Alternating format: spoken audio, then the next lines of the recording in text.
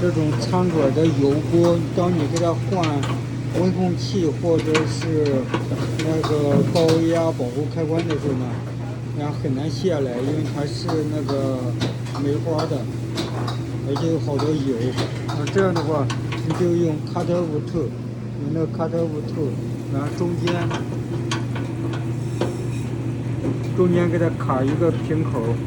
然后呢，你就可以用平口起子把它卸掉，就这个压住这两个感温熟的地方。学习更多空调、冰箱以及餐馆的设备维修知识，订阅我的频道。